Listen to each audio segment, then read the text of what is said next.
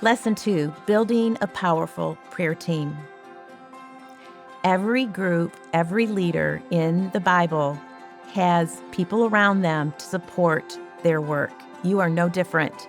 This will be the most important part of your organization. People around you who believe in you as a person and what God has called you to, who believe in the cause, who believe in the people that you serve and want to make the world a better place. So notice the scriptural foundations there on the screen, the different scriptures from Psalm that will help guide your process in building your team. The first question is who to invite. I encourage you to think about those champions in your organization, those people, those donors, board members, volunteers. Those are who I call champions. Who are the champions that have expressed an interest in the spiritual element of your work? I think it's important to name them, to know them well, and to start small. You're going to want people like Aaron and Hur holding up the arms of Moses who have your back. People who have a similar spiritual DNA as you. So again, this will take time. And I encourage you, as you are developing your prayer team, to understand that there's dangers of not developing a prayer team, right? These people in your life are going to hold you accountable to the mission, going to keep you from mission drift. They are going to help check even some of the ego that goes along with ministry. We all have it, right? We all have the temptation to move into power and control. So these people are genuine, they are real, they are humble. These types of people you're going to want surrounding you. So take your time. Get to know your champions well before you invite them into this most important part of your ministry. In fact, it's the most important part of your ministry. Everything rises and falls on the quality of prayer and the spiritual element of your work.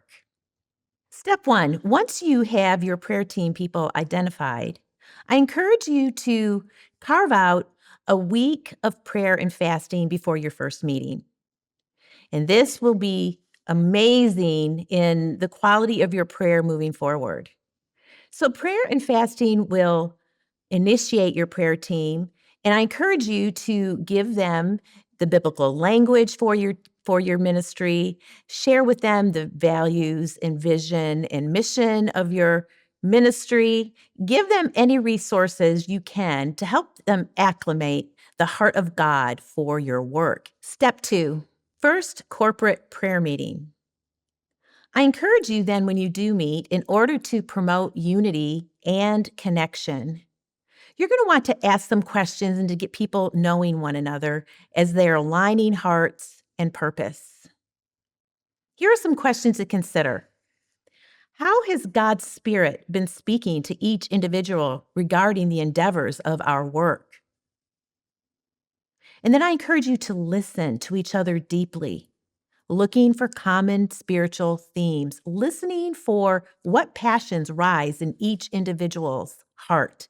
You're going to learn a lot about each other because everybody comes to the cause and to the organization for a different reason. It's going to be awesome to understand that and to listen deeply. And then, how has God been shaping each individual's heart? Where are they on their journey? What what setbacks have they overcome? What challenges are they in right now personally? And then the last thing to consider is how have we seen God's grace and provision for our work in the most recent ministry season? Like, what has been working in this organization so far? Where has there been favor? Where has there been grace? What is working? What are our champions asking for more of? What are the people we serve desiring more of? How has God shown himself as faithful and abundant? And maybe how has God even surprised us? This just opens up the playing field so we're open to the movements of God's Spirit moving forward and not maybe stuck in ways we have always done things. And so, step 3 leads us to the prayer focus and future for our ministry.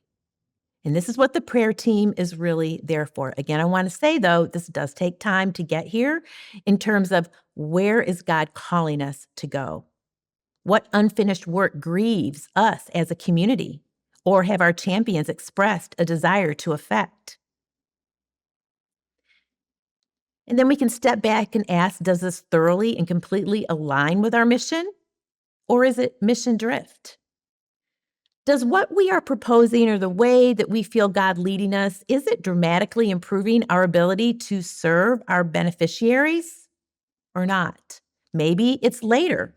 Maybe a no is just a slow yes. We have to be willing to be patient and work with the movement of the Holy Spirit. And what is the wisdom of God in this matter? Maybe less is more. What resources will be needed to move forward? Is it even possible as we step out in faith? Now, I want to encourage us also as we're praying for the focus of our ministry that each individual prayer team member should really have in our hearts to lay down our own personal agendas. This is really important to humbly come and say, not my will be done, Lord, but yours. And then the fourth and final step I would like to suggest for you is to have an annual overnight prayer retreat. Now, this is one of my favorite suggestions and one I have seen in ministry leaders throughout my career really latch onto and see great fruit come from. Again, it's a way to grow in community, to align hearts. I encourage you during the retreat to, yes, get alone with God and offer some direction for your team members, but also come together in prayer with different members and then report back to the entire group what they discerned God was saying.